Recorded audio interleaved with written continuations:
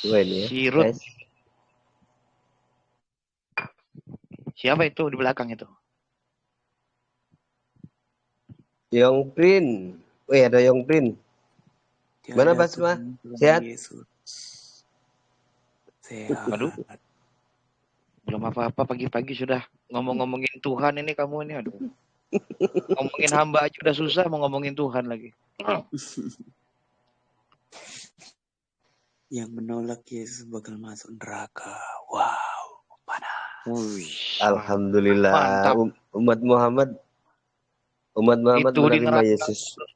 Kalau mau tahu itu, kalau di neraka itu paling banyak artis itu. Iya ya. Iya, Britney Spears, pokoknya artis-artis cantik itu masuk neraka Yesus. semua itu. Itu mantap. Kalau di surga itu kan dikawinkan saja tidak itu. Cuma anehnya di Iya dunia benar. apa kawin?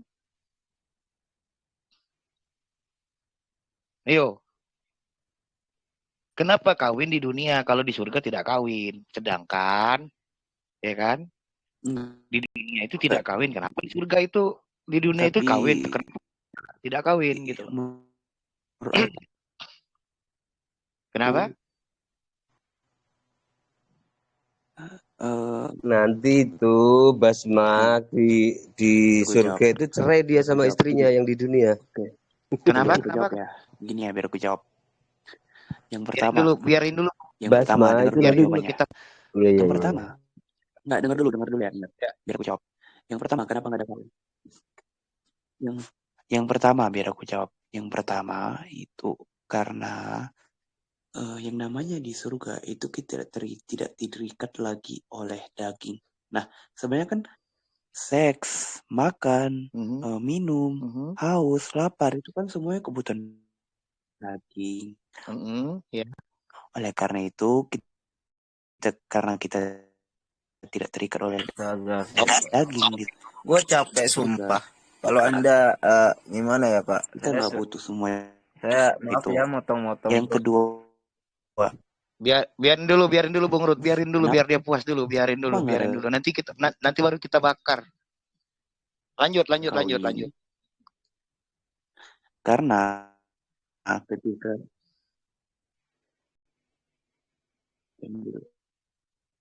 lanjut dulu. Putus suaramu, bro. Lanjut. Intimu tadi kemana? Intinya aja.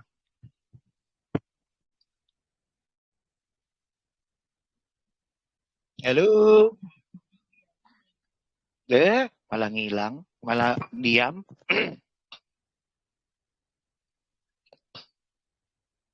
Silakan Bung Rut.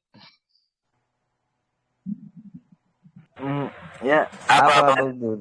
Enggak, tadi gue dari Zoom, aduh. Rio nyerocosnya, astaga.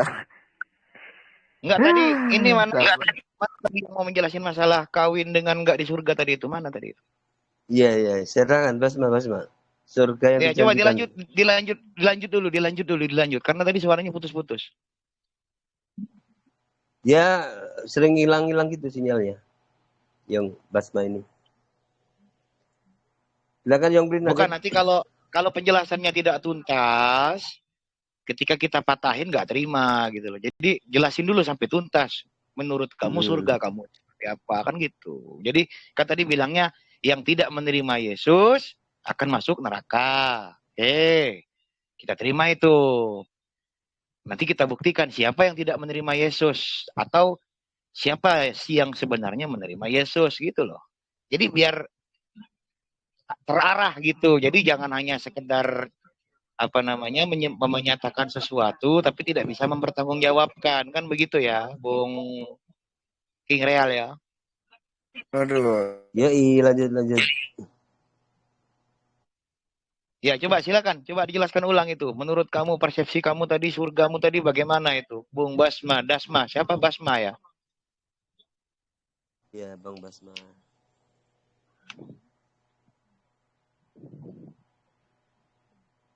Silakan Dasma. Apa sampai situ saja penjelasannya?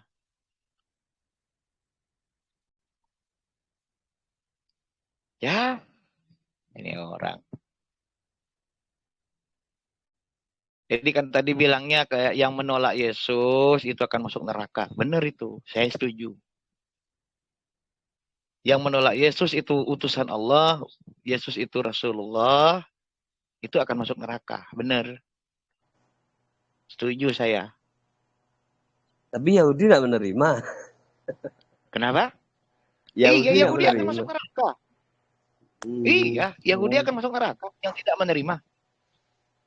Kalau Pilatus Romawi, Kenapa? Pilatus sama Romawi Itu masuk neraka juga. Yang bunuh malah. dia masuk neraka. Iya, masuk neraka itu. Coba baca surah Ali bertobat, Imran. Pak. Coba baca surah Ali Pilatus itu Imran bertobat. 52. Oke. Nah, lalu tentang di surgamu tadi kamu tidak kawin, tetapi di dunia kamu kawin. Itu kan sudah berdusta karena di perjanjian Aduh. lama, di perjanjian lama, Oke, jadi justru kalau kamu berbuat kebaikan, kamu akan mendapatkan 100 istri. nanti itu basi Masih lah. ada. Basi kali itu, Kenapa? basi. Oh, Basi, aku udah baca basi. itu semua udah deh. Oke, Nggak sekarang pernah coba kamu dijanjikan jelaskan seperti itu. persepsinya. Begini, saya tanya ya. Kenapa Yesus mengatakan, ya, ketika kamu di surga sana tidak dikawinkan. Sedangkan di dunia sini kamu dikawinkan. Berarti ada ketidakadilan dong di Kristen itu. Bahwa perempuan itu posisinya di sana apa nanti? Coba jelasin. Oke, gini. Oke, biar aku jelasin ya. Justru dengan tidak adanya kawin mengawinkan, disitulah letak keadilannya, di mana seorang wanita dan seorang pria bisa menikmati surganya sendiri-sendiri.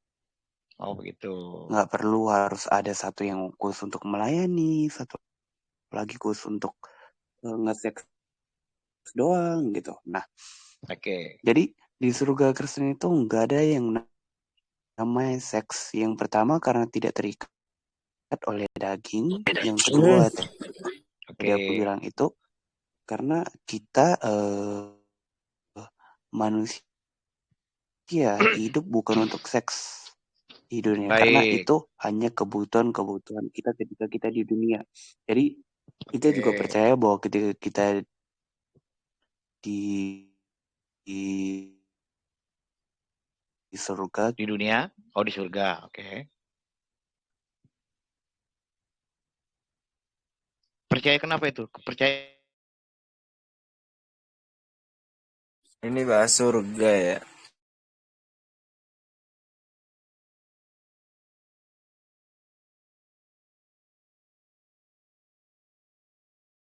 Jadi Basma sama istrinya nanti cerai di surga. Kalau udah punya istri, punya ya istri lah. Berarti cerai di surga. Begitu masuk surga cerai. Betul ya? Betul Basma? Anda akan bercerai di surga. Gara-gara surga Anda cerai. Sama istri tercinta yang telah membesarkan anak-anak. Jadi cuman sampai situ saja penjelasannya. Nggak ada penambahan lagi. Nggak ada sinyal kayaknya dia. Hilang. Begitu ya. Hilang sinyalnya dia. Saya tadi kepental juga itu. Baru aku tanya kalau dia itu di surga apa nanti cerai sama istrinya. Istrinya yang Nggak di dunia. apa-apa. Maksudnya begini, Bung. Kita ikuti dulu alur pemikiran dia. Karena saya punya 2 pertanyaan yang itu akan buat dia kelepek-kelepek dan nggak bisa jawab. Yakin saya. Tapi kalau kita keluarkan langsung itu nggak mungkin. Biarin dulu dia dengan argumentasi dia. Karena kalau tadi ada satu ayat daripada kitabnya juga dia bilang basi, nah berarti ini orang mempercayai kitab yang mana begitu dan perkataan siapa yang dia dengar gitu kan. Nah, kalau dia mengatakan yang menerima Yesus yang menolak Yesus akan masuk neraka. Itu sudah pasti, yakin. Yakin itu. Siapapun yang menolak Isa ibnu Maryam itu akan masuk neraka. Kita harus yakin itu. Termasuk yang tadi Anda katakan, Yahudi. Oh iya, karena Yahudi menolak kerasulan. Apalagi Pilatus yang bunuh, katanya kan begitu. Ada Bang Yuda ini, silakan Bang Yuda, selamat pagi. Bang Yurga lagi ngetik. Siapa itu? Lagi ngetik dia itu di grup. Oh gitu ya. Oke Bang Rud, silakan ditanggapi penjelasannya si Basma tadi itu. Mungkin dari Bang Rud ada penjelasan, tetapi kalau kenapa? Udah malam. Udah pagi udah. Nggak apa-apa Nah, itu. Jadi ini Basma menjelasin tentang surga, tapi begitu masuk surga langsung hilang sinyal dia. Nah makanya. Jadi kita Hilang juga sinyalnya. mau menjelaskan juga nggak utuh nanti kan kasihan dia. Pertanyaannya 1000 yang belum pertanyaan saya masih belum dijawab sama Rion. Apa Yang tadi ditanyakan pertanyaannya? Apa itu? Nah, nanti kalau lihat di YouTube-nya Bang Tristan aja. Banyak, Bang. Mulu. Itu Bung Rud. Iya. Di dialog itu kayaknya mau diubah dulu ke MP3 baru bisa dimasukin ke YouTube itu. Gitu. Nah, karena yang dikirimin sama Bung Real itu dia sistemnya format AAC. AAC nggak diterima itu kayak yang di file itu nggak bisa. Saya udah capek bolak-balik cari aplikasi mengompres juga nggak ada. Caranya di screenshot, video screenshot. Iya kan malam itu kan saya nggak screenshot bro. Bukan di screenshot videonya, ya kan itu suara. Suara nanti di screen gantian di screen recorder. Artinya kan ada tuh aplikasi untuk merekam layar kan. Nah itu kan muncul suara nanti. Itu caranya. Baru ditimpakan ke video itu. Screenshot ya. Berarti Screen recorder. Screen recorder ya. Aku bilang tadi pagi aku sampai tuh nggak bisa dihubungi, privasi banget telegramnya. Oh nggak bisa ditelepon ya? Nggak bisa. Nggak bisa juga. Privasi banget. Ya insya Allah besok, kalau begitu besok siang tayang itu, tenang aja. Iya. Berarti screen layar ya? Screen layar ada kok. Oke, lanjut Bang Rud, lanjut. Udah turun dia. Loh, kok dia turun? Wah, malah turun dia ditunggu. Kesal dia. Siapa itu? Siapa yang kesal? Citrut. Rainbow lah. Rainbow. Kenapa dia bisa kesal? Coba di inilah diajak lagi, dinaikin lagi. Terus aku ini inbox.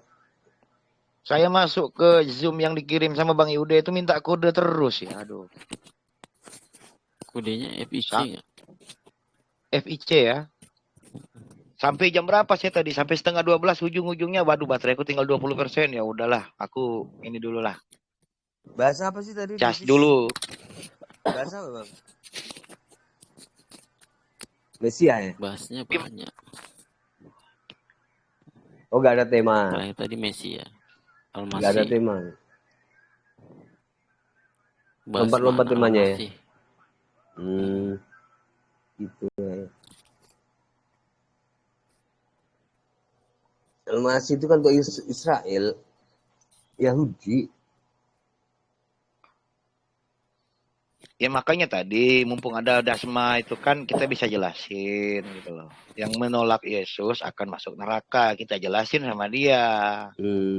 Bener itu, jangan disalahin, bener itu. Yang menolak Al-Masih, yang menolak Yesus itu tetap masuk neraka, bener itu, nggak salah.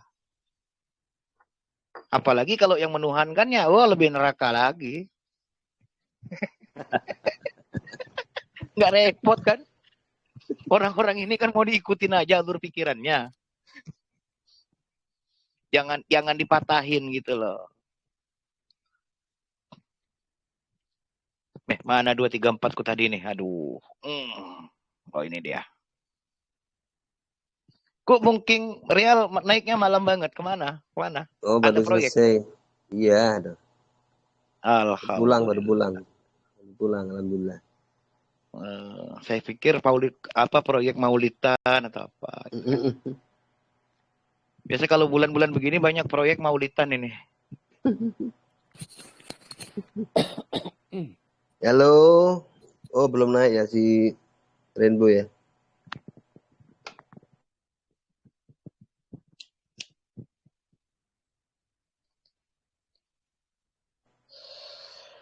Pertanyaan Rion apa sih biasanya, Bang Yuda? Kalau Mesia itu?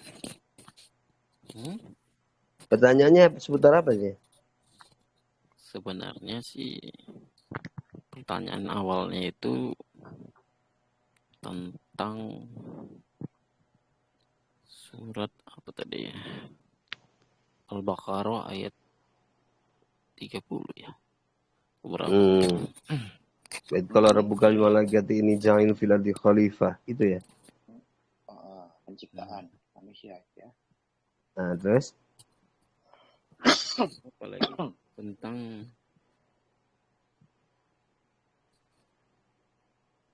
apa tadi? Coba tengok.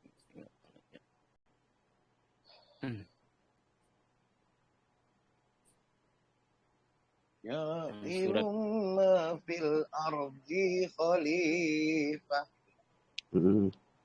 Silakan Bung Giga. Ya, malam. Pagi. Di sini udah pagi. Ini lagi sesi baca Quran. Oh, enggak. Kita baca Quran tiap hari kok. Baca Quran tiap hari ya. tiap hari 5 kali sehari. 5 kali Iya. sehari. Al-Fatihah minimal. Tapi ada satu bacaan yang menurut saya indah sekali ya untuk Al-Fatihah. Mana? Alhamdulillah. Biasanya kalau dari 1 bisa jadi 7 tuh nanti. Apa tuh? Enggak, ada Al-Fatihah yang indah sekali. Tadi saya baca ya. Bacaannya indah sekali. Sebentar ya. Apa itu ya? Saya lupa tadi. Ini nih, saya kasih. Saya share screen boleh ya? Saya share screen. Boleh. Silakan. Ini bagus sekali ya. Merdu gitu loh. Saya ini jujur, ini itu lagi. Tapi enak gitu loh. Saya jujur ya. Silakan. Festival Tears Flash Sale Cashback belanja di Beli Histeria. Bisa kedengaran nggak? Ziarka.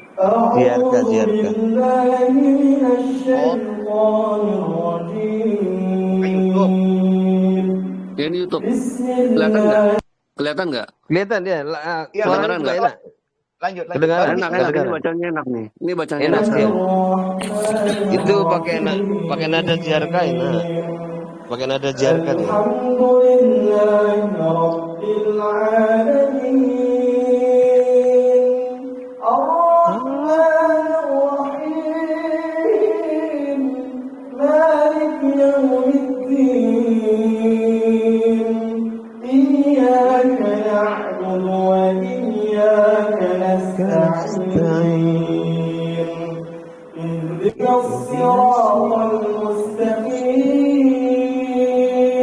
Ziarka.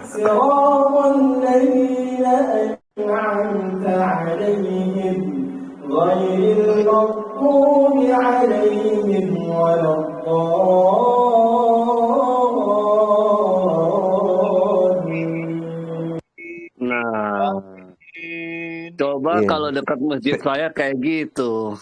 Versi terbaru itu.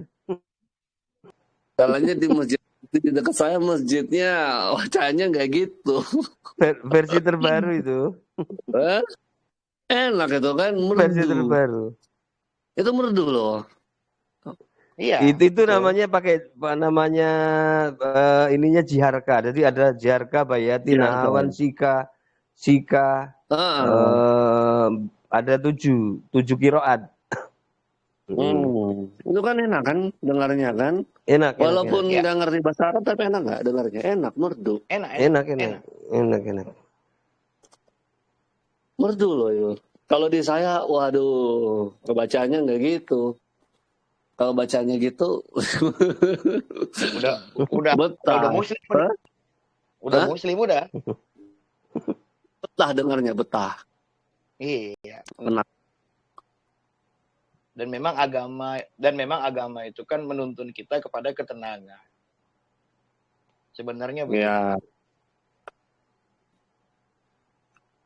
Wah, ini di record nanti di itu lagi. Tapi saya memuji ya. Kalau bacaannya itu merdu ya. Coba Saya yang memuji. ini yang Objektif. dari Afrika. Coba. Dia bacaannya lain nih. Bacaannya Al-Fatihahnya lain. Coba ya. Alhamdulillahi Rabbil Alamin Ar-Rahmanir Rahim Maliki Yawmiddin Iyyaka na'budu wa iyyaka nasta'in اهدنا الصراط المستقيم صراط الذين أنعمت عليهم غير المغضوب عليهم ولا Beda nggak dengan yang tadi? Terasa beda nggak? Beda. Ini beda. Beda ini. Beda. Itu vibe-nya beda. Tapi kalau dibandingkan kedua itu, bro lebih suka mana? Keluar dia ya. Dibandingkan dua itu, bro lebih suka mana? Ada 7 macamnya itu kalau bacaannya. Bacaannya ada 7 ya. Berarti jiharka. Ada yang nahawan itu lebih mendayu lagi. Ya.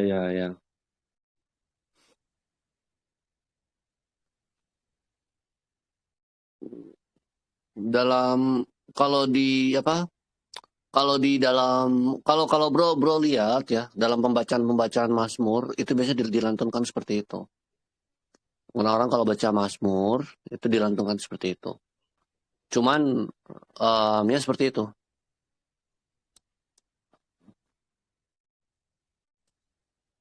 Cuman itu suaranya harus merdu lah. Kalau kita yang baca, waduh cempreng bro.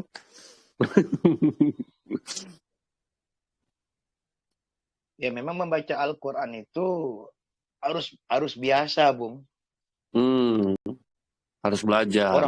Orang Muslim sendiri kalau dia nggak membiasakan, ya, saya tidak mau berkata belajar karena kalau Muslim itu belajar Quran itu wajib ya. Ya. Artinya kalau dia nggak membiasakan diri juga, ya nggak akan ada apa-apanya rasanya. Dia nggak bisa menikmati. Ini ada 8 macam ya. 8 macam sampel. Ini dia. Ini baru lagi. Lillahi Rabbil Alamin. Ini seperti ini sebenarnya yang sering dibilang beda versi Quran itu ini. Rahim.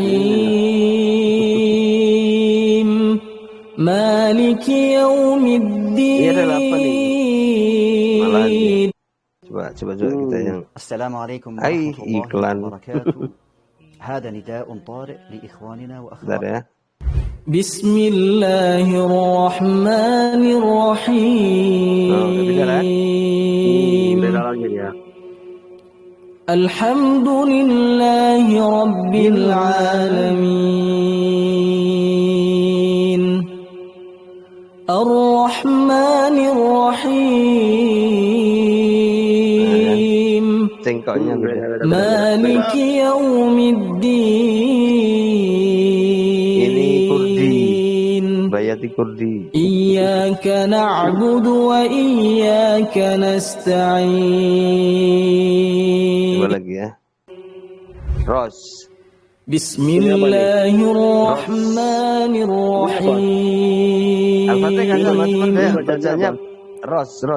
Alhamdulillahi Rabbil Alamin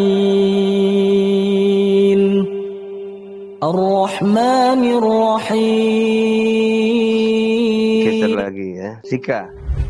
Oh, ini Sika ya. Bismillahirrahmanirrahim. Alhamdulillahi Rabbil Alamin. Nahawan. Rabbil Alamin.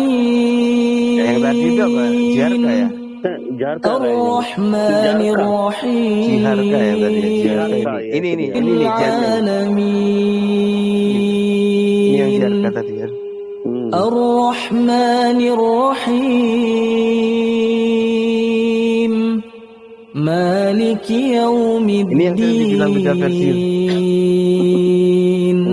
Lalu nanti hurufnya beda. Iyyaka na'budu wa iyyaka nasta'in. Ini versi yang barang Ihdinas siratal mustaqim.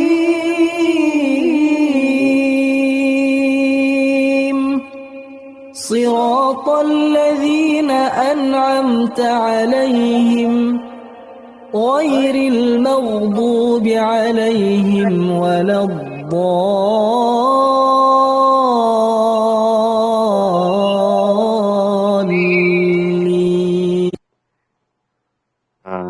Oke. Udah ngelihat banyak bacaan ya. Tapi ya tadi saya agak itu ya. Saya nonton YouTube. Terus saya lihat ini ada ya bacaan seperti ini ya. Tapi sayangnya di dekat masjid saya katakan sekali lagi bacaannya nggak gitu. Seperti itu.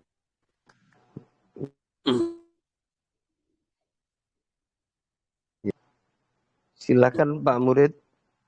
Pak Murid ada pendapat? Ya, saya kira memang itu tadi, memang untuk memberikan ketenangan itu ya, agama itu kuncinya kan semuanya ke sana ya. Nah, lalu ketika Al-Quran itu bisa menenangkan jiwa kita itu wajar. Karena Al-Quran itu didatangkan dari Rabbi, pencipta alam semesta yang memang tidak dapat terbantahkan. Tapi saya mau tanya, di luar 8 bacaan ini apakah ada versi-versi lain? Atau terpatoknya di 8 ini? Banyak lantunannya. Itu nanti kan pecah lagi artinya ada turunannya lagi, ada turunan lagi gitu. Iya. Jadi ada bait di yang satu, bait dua, kayak gitulah. Jadi cengkoknya beda lagi. Terus cara bacanya lagi. Yang satu za, yang satu misalnya Malik Yaumiddin, yang satu Malik Yaumiddin. Itu kan nanti di penulisan beda itu nanti. Iya, betul.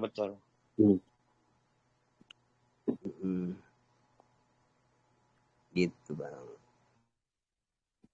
Ya, paham. Aku. Pak Murid Maha Gaib udah pagi gini belum istirahat? Atau lagi saya kebetulan kalau saya memang orangnya itu bangun dan tidur. Jadi ini bangun lagi terus tidur lagi. Iya, artinya kalau saya di sini biasa tidur, nanti kira-kira 2 jam bangun. Nah, kadang-kadang nggak bisa tidur ya, terus sampai besok habis zuhur baru tidur. Izin ke belakang dulu ya, Boleh. Silakan. Jadi artinya kalau saya itu memang sudah biasa. Ya. Memang sudah begitu. Kan biasanya kalau pagi-pagi gini teman-teman muslim biasanya nunggu sholat tahajud. Iya. Jadi gini, kalau prinsipnya kalau saya ini kalau nggak tahu kalau orang. Kalau saya itu sholat itu nggak perlu ditunggu gitu loh. Apalagi sholat sunnah. Sunnah itu kan terserah kita, semau kita. Betul. Apabila dia sudah menginjak jam 00, maka dia sudah boleh. 00 jam 12 pagi, jam 12 malam ya? Iya. Oke. Sholat tengah Nggak malam itu masalah. kan. Iya, Bukannya sunnah itu, karena sholat tahajud itu kadang-kadang ada yang mengamalkannya itu sebelum sholat subuh. ya ada. Itu Ya. kan itu tadi tergantung orangnya. Karena kadang-kadang dia kan kemungkinan dia sudah sholat, ya, tapi dia ingin menambah dengan sholat fajar misalnya. Karena ada juga hadis mengatakan bahwa 2 rakaat sholat fajar itu sama dengan kamu mendapatkan dunia dan segala isinya. Gitu, Oh, 2 istilahnya seperti itu. rakaat. Makanya dia kejarnya di 2 rakaat itu. Ya, bukan dikejar. Artinya begini. Tuhan itu atau Allah itu seperti orang tua loh. Ya, jadi bukan orang tua ya, maksudnya seperti ya. Jadi ketika orang tua kita menginginkan kita itu mendapatkan sebuah proses nilai yang baik di dalam sekolah misalnya, kan selalu ada sugesti-sugesti yang diberikan. Nah, gitu loh. Nanti misalnya kalau kamu dapat nilai sekian, saya bapak beliin ini misalnya. Nah, katakanlah seperti itu. Nah, Allah itu juga seperti itu. Jadi dia suka apa namanya mendidik itu anak-anaknya. Ya, Tetapi membimbing. dikasih reward. Ya, seperti itu. Gitu. Jadi kalau kamu misalnya melakukan, kamu dapat nilai bagus deh di sekolah, nanti ayah belikan kamu sepeda gitu kan biasanya kan? Iya, nah, mungkin seperti itu. Betul. Artinya ada arah atau ada kelebihan atau keistimewaan yang diberikan, yang dikejar, ya kan? Dan dijanjikan oleh Allah tadi itu. Begitu. Nah, dan itu bukan hanya kepada kita saja sebagai hambanya, bahkan itu dari Rasul sendiri juga diberikan juga sugesti-sugesti seperti itu. Makanya sampai ada sholawat ya, yang sering dipermasalahkan oleh teman-teman kita yang mungkin kurang paham ya, yang dikatakan bahwa sholawat itu Allah berdoa kepada Muhammad gitu ya. Nah, padahal itu bukan. Itu sama dengan gini loh istilahnya, ketika Bapa Allah di surga itu memerintahkan atau memberitahukan bahwa apabila kamu mengikuti dia, maka kamu telah melaksanakan apa yang diperintahkan oleh Bapa Allah di surga. Nah, itu artinya tuh lebih kepada keistimewaan. Itu ditunjukkanlah dengan salawat itu tadi. Maka dikatakan Allahumma sholli ala Muhammad. Dan dikatakan di dalam satu ayat Al-Quran itu Allah saja bersalawat kepada nabinya. Maka daripada itu kalian bersalawatlah. Kan begitu. Maksudnya salawat ini bukan doa. Tapi salut gitu loh. Kagum. Nah gitu. Itu yang sering dijadikan kawan-kawan kita yang kurang paham itu katanya Allah saja berdoa dengan Muhammad. Bukan. Itu ibaratnya itu membujuk begitu loh. Misalnya Bung Giga ini hobinya mancing. Saya ingin menunjukkan bahwa saya itu senang dengan Bung Giga ini. Saya nggak senang mancing. Saya ini nggak suka mancing. Ya. Tapi karena saya ingin menunjukkan kepada Bung Giga bahwa saya ini mensupport Anda, saya ingin senang. Apapun yang Anda senangi, saya senang. Nah, gitu intinya. Tapi begini Bang. Tapi begini Bang, bukankah sholawat itu sebenarnya maknanya berdoa kan? Tidak. Tidak. Ketika kita bersholawat, arti gini Bang, ketika kita bersholawat, arti dari sholawat, kita sebagai manusia dulu nih, sholawat Nabi itu apa? Jadi begini, sholawat itu kalau jatuh kepada kita sebagai umatnya Nabi Muhammad itu memang dikenal sebagai pemujian saja, bukan doa itu. Pemujian, bukan doa dia. Tidak tepat kalau dikatakan sholawat itu doa, tidak tepat. Walaupun di dalam beberapa kalimat sholawat itu ada beberapa doa, misalnya begitu ya.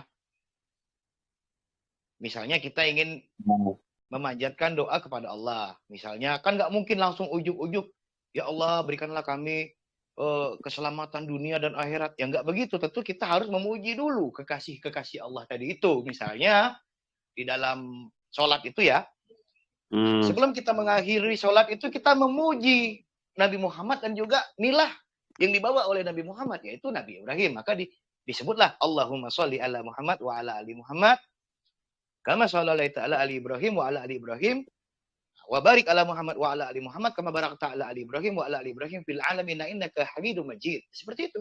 Artinya bukan berarti kita itu berdoa kepada Nabi Muhammad dan juga kepada Nabi Ibrahim, bukan.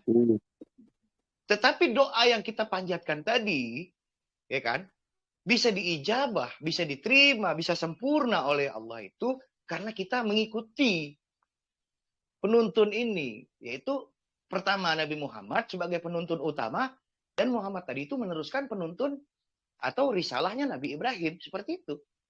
Karena ini Bang, maaf ya Bang ya, saya coba cari di ini, maaf saya pakai literasi Google Translate nih ya, jadi kaum terjemahan memang begini.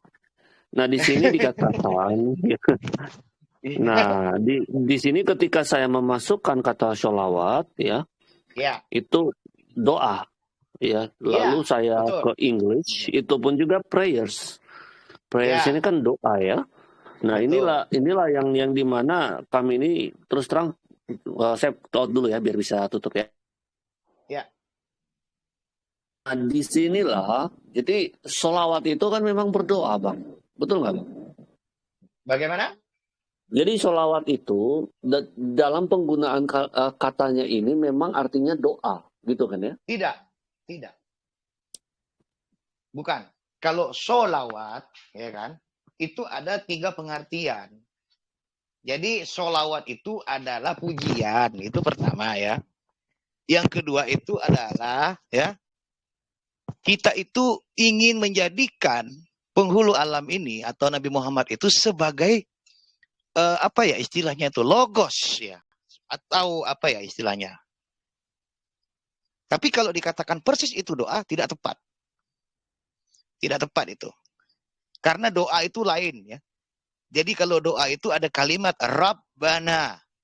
Nah, kalau sholawat itu dia lebih kepada pemujian terhadap junjungan, terhadap Nabi besar Muhammad SAW. Walaupun dikatakan ya ayyuhallazina amanu shollu dan seterusnya itu, wahai orang-orang beriman, bersalawatlah kamu kepada Nabi Muhammad.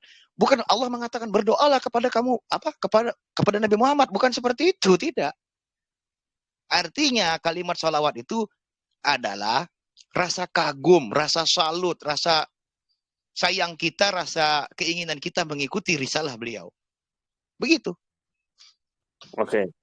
Pertanyaan saya selanjutnya, apakah Nabi Isa itu, kenapa teman-teman Muslim ini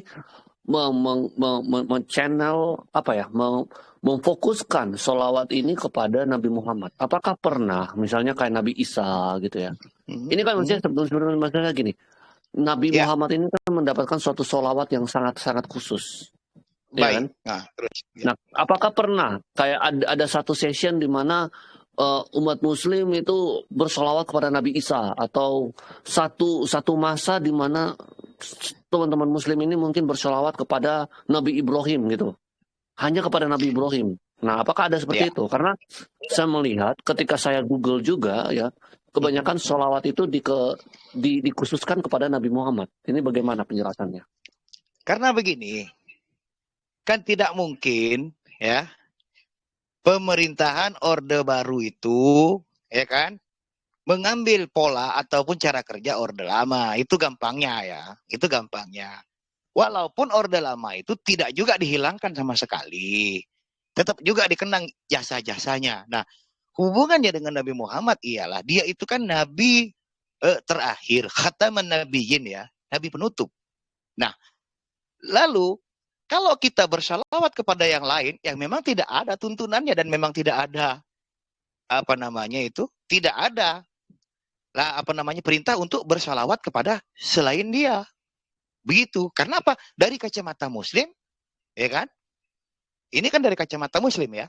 Inna dina indallahil Islam. Itu dulu kita. Nah, sementara kenapa Nabi Ibrahim dimasukkan ke dalam beberapa kerangkaian ibadah seperti sholat tadilah kan? Nah, itu mengingat milahnya. Milahnya Muhammad itu tidak terlepas dari milahnya Ibrahim. Begitu. Nah, bagaimana dengan Isa? Apakah ada salawat untuk Isa? Ya tentunya tidak. Kenapa? Menurut pandangan Islam, sekali lagi saya katakan pandangan Islam. Ya, jadi jangan disalahartikan ya. Boleh, Menurut sah-sah pandangan saja, boleh. Baik, pandangan Islam, masanya Isa itu sudah lewat. Gitu loh. Masanya Isa itu sudah lewat. Dan pada waktu itu umatnya Isa ya menolak kerasulan dia. Sebagaimana juga beberapa rasul-rasul lain yang ditolak. Seperti Ini Nabi ada Lut. yang menerima, Bang. Kami menerima, Bang. Kami menerima loh, Bang. Apanya itu? Kami menerima. Ini kan kami menerima nih, orang-orang Kristen kan menerima. Ya, saya Bahkan sudah sampai dikasih penghormatan yang paling tinggi itu, Bang. tadi, ini kacamata Islam loh ya. Kacamata Islam. Jadi gini, tidak kita tolak Isa itu sebagai Rasul. Tolong dipahami dulu ya.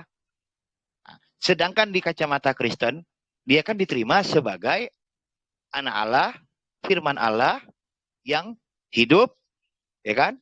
Lalu menjadi tulang dan daging dan ada di antara kita, kan begitu kan? Ya, betul. Itu akan tetap terjadi perbedaan. Terjadi perbedaan. Karena pandangan Muslim, pandangan Kristen itu memang akan berbeda dari sisi sananya. Gitu loh. Akan berbeda karena Muslim menganggap, saya katakan tadi, zamannya Isa itu sudah lewat. Gitu loh. Sesuatu yang sudah expired, sudah nggak ada lagi. Hanya dia tetap kita kenang sebagai Rasulullah dan tetap kita muliakan. Kenapa? Ada dua persoalannya. Pertama, dialah yang nanti diberikan perintah oleh Allah itu untuk mengusir Dajjal, memerangi Dajjal, dan dia juga yang diperintahkan oleh Allah Subhanahu wa taala itu, ya kan, untuk turun pada akhir zaman. Atau yang disebut kedatangan yang kedua di dalam istilah kawan-kawan kita Kristen, begitu. Sehingga tidak ada kewajiban memang bagi orang Islam beribadah kepada Isa, tidak ada kewajibannya. Oh, kenapa? Ya. Itu tadi sesuatu yang sudah expired tadi kok. Sudah lewat lah istilahnya, sekarang ada di rezim baru. Begitulah pandangan Islam. Begitu. Jadi sekarang misalnya kita berada di bawah pemerintahan Jokowi misalnya kan. Ya, pemerintahan Soeharto itu kan sudah masa lalu. Seperti itu kan? Betul. Tetapi kan tidak mungkin kita menghilangkan jasa-jasa atau apa-apa yang baik di zaman Soeharto. Kan tidak mungkin. Nah, sekarang saya mau tanya itu gini, Bang. Saya terima kok. Saya yang pertama saya menerima ya. Kemarin ada satu yang memang menarik dari Abang ya. Kalau memang kafir ya memang kafir. Ya memang saya menerima istilah kafir itu nggak apa-apa. Tetapi apakah pantas mengkafirkan pengikut dari rasul-rasul sebelumnya? Jadi begini. Ya. Kafir, coba dipahami dulu arti kafir itu. Itu ya. Kafir itu artinya kufur. Kufur itu artinya mengingkari. Oke? Pahami dulu dasar katanya itu ya. Artinya kafir itu bukan sesuatu yang jelek ya. Tetapi artinya adalah dia mengingkari. Oke? Mengingkari perintah Tuhannya, maka dikatakan dia kafir. Nah, kenapa orang Islam berkata ya, yang tidak sependapat dengan dia lalu kafir misalnya. Itu karena pemahaman dia yang salah. Nah, tetapi dalam konteks luar Islam, di luar Islam, saya sudah katakan, inna dina indallah il Islam tadi itu. Sesungguhnya agama di sisi Allah itu hanya Islam. Artinya, orang Islam harus punya keyakinan tauhid bahwa di luar itu tidak benar semua. Di luar itu orang ingkar semua. Titik. Itu nggak bisa dikotak-atik itu. Nah, lalu kan kemarin nggak salah Bung Iga itu menanyakan, kalau begitu kenapa ada orang Islam yang mengkafirkan orang-orang sendiri, kan begitu ya? Betul. Arahnya ke sana lah kan. Nah, misalnya Ahmadiyah dikafirkan, Atau nanti misalnya segolongan lain mengkafirkan golongan yang lain. Nah itu tadi saya katakan, memang kafir itu tadi ya secara harfiahnya, pengertian mudahnya, pengertian umumnya itu adalah orang yang ingkar. Ingkar dengan apa? Ingkar dengan tuntunan, ingkar dengan sunnah, ingkar dengan Quran. Maka dia disebut kufur atau kafir.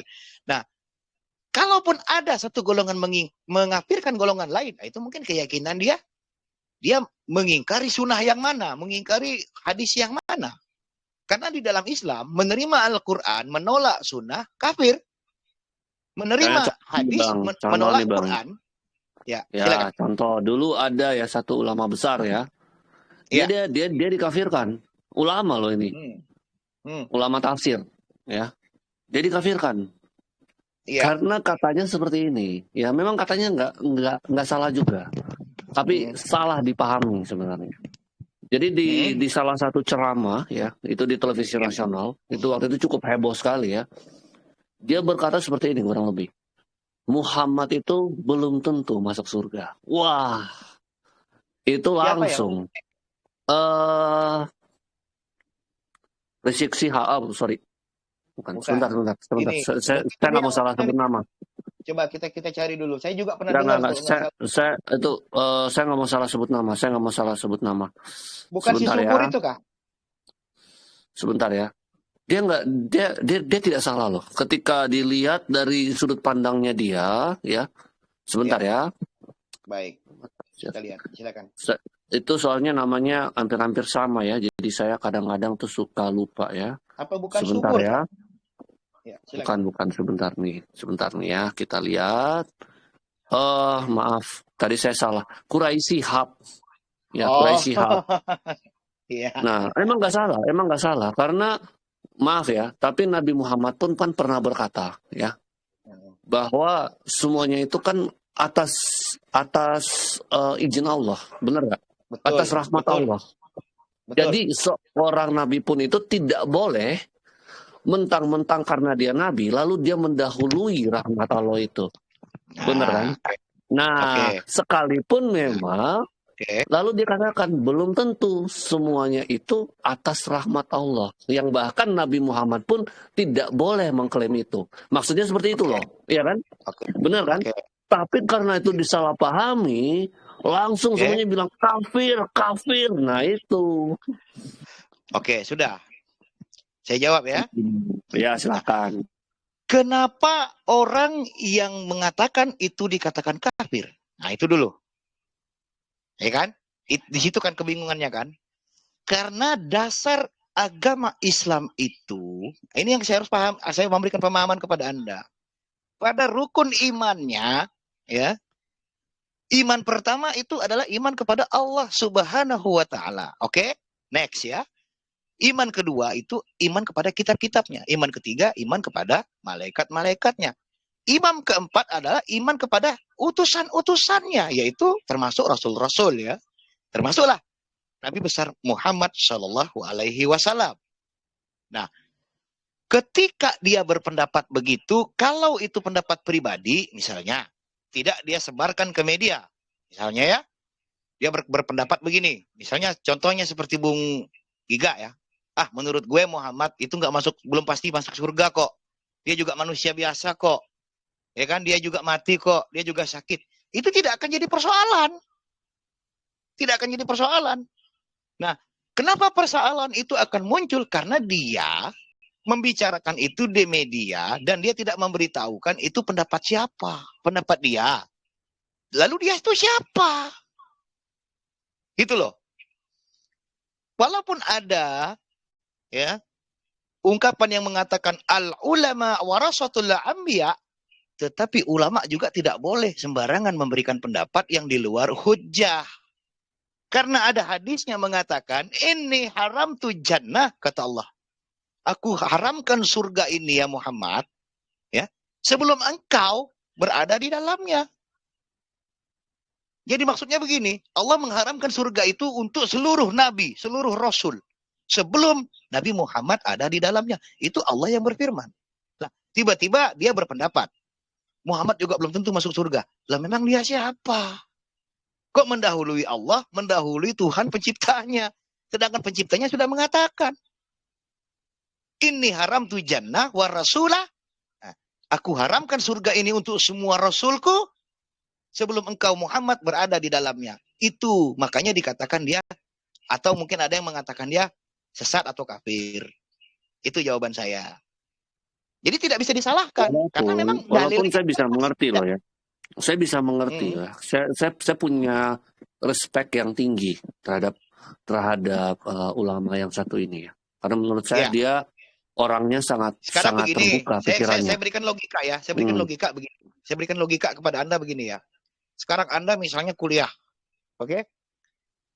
Anda, menurut Anda ya, karena Anda ini dekat dengan dosen, ya kan? Atau Anda dekat dengan beberapa pengajar yang nantinya akan menjadi kunci memberikan keputusan tentang nilai Anda tadi, ya kan? Insya Allah nilai kamu A nih, oke? Nah, tiba-tiba ada orang di situ, entah pegawai kampus itu, entah TU-nya, entah siapanya yang tidak berhubungan dengan mata pelajaran atau mata diskusi atau mata skripsi Anda, itu. Lalu dia berkata, Giga, nanti kamu ini pasti nilai kamu C semua. Kamu akan ngulang lagi. Saya mau tanya kepada pribadi Anda, kira-kira masuk akal nggak itu? Ya, itu logikanya. Itu logikanya. Ya, ketika Allah mengatakan, ini haram tu jannah wa rasulah. Ya, aku haramkan surga ini untuk seluruh rasul sebelum engkau ya Muhammad berada di dalamnya. Ini haram tu jannah wal umata. Aku haramkan surga ini untuk seluruh umat sebelum umat Muhammad berada di dalamnya. Tiba-tiba Quraisy Shihab bilang, Muhammad juga belum tentu masuk surga. Wajar kalau orang Islam itu marah. Kenapa? Quraisy Shihab itu siapa? Gitu loh. Nah, wajar juga ketika Anda marah. Misalnya kepala TU berbicara. Giga, kamu nanti nilainya C semua, kamu di DO loh. Padahal Anda sudah dekat dengan seluruh dosen. Mata skripsi Anda bagus. Dan sudah dipastikan kalau tidak A ini B. Nggak mungkin Anda dapat nilai C misalnya. Tiba-tiba orang yang tidak berurusan dengan itu mengatakan, nanti nilai kamu C loh, nanti kamu akan ngulang. Kira-kira kalau pribadi Anda dibegitukan, Anda marah nggak? Saya paham. Jadi bisa kita simpulkan bahwa di sini Quraisy Shihab ini artinya keseleo mulut lah ya. Saya tidak mengatakan dia keseleo mulut, mungkin begini, dia sebenarnya itu berpendapat tentang pribadi dia, tetapi dia sampaikan itu kepada tempat yang tidak tepat. Artinya, setiap orang, katakanlah kayak Bung Duga begini bisa berbicara, Muhammad itu orang biasa. Ngapain saya ikutin Muhammad? Belum tentu juga Muhammad itu benar. Itu no problem. Sepanjang itu, tidak Bung Duga sampaikan ke media terbuka. Kenapa? Pendapat pribadi orang siapa yang mau pegang, Bung? Di dalam Islam sendiri dikatakan la ikraha fiddin. Tidak ada paksaan di dalam Islam itu. Mau masuk Islam silakan, tidak mau juga nggak ada urusan. Tetapi ketika kamu sudah mengatakan kamu beragama Islam, kamu sudah bersyahadat, maka segala konsekuensinya aturan di dalam Islam itu kamu harus ikuti. Begitu. Oke, baik. Jadi ke pertanyaan saya selanjutnya ya Bang ya. Mungkin ini pertanyaan ringan aja dulu sebelum saya ke silakan. Ini ya. Yang mampu saya jawab. Kan begini, ya nggak apa-apa. Oke, jadi Pak Murid ini kan beriman kepada kitab-kitab sebelumnya. Ya. Betul kan? Beriman kepada Torah, beriman kepada Mazmur, dan beriman kepada Injil. Iya. Tetapi kan dari pemahaman Islam kan kitab-kitab ini udah nggak ada. Ya. Betul nggak? Nah, dalam artian bagaimana ya? Saya mau tanya reaksinya dulu nih. Bagaimana pendapat Abang murid Mahagaib? Kalau misalnya suatu waktu nih ya, ditemukan Injil yang asli, Taurat yang asli, Zabur yang asli. Oke. Apakah itu akan dimasukkan ke dalam kanon? Seperti itu akan diimani oleh teman-teman Muslim. Dalam artian itu dibaca di dalam masjid, menjadikan suatu pengajaran seperti itu. Oke. Sudah. Ya, cuman itu pertanyaan. Oke. Itu jawabannya sangat mudah. Itu di surah Al-Maidah ayat 3 jawabannya. Itu sangat mudah sekali. Jadi pertama saya luruskan, kami mengimani Injil, kami mengimani Taurat, kami mengimani Zabur, dalam arti kata kami tidak wajib mempelajari. Oke? Kenapa? Kembali ke jawaban saya yang awal tadi. Sesuatu yang sudah lewat zamannya, sesuatu yang sudah tidak lagi dipakai, kenapa kami harus menggunakan? Ya. Nah, jadi kalaupun besok, lusa, ke depan ditemukan, misalnya kitab ada yang mengklaim ini asli dari Musa, dari ini, dari kami tetap santai aja. Mungkin kami membacanya, mungkin kami mempelajarinya, tapi untuk mengimaninya bukan arti kata kami harus melaksanakan kewajiban-kewajiban di dalam ajaran kitab tersebut. Karena ajaran tersebut sudah dianggap sudah tidak diberlakukan lagi. Gitu loh. Dan kami sudah sempurna dengan Islam ini. Dengan Islam, dengan Quran, kami sudah sempurna. Ngapain kami mau cari kesempurnaan yang lain? Itu jawaban saya. Oke, baik.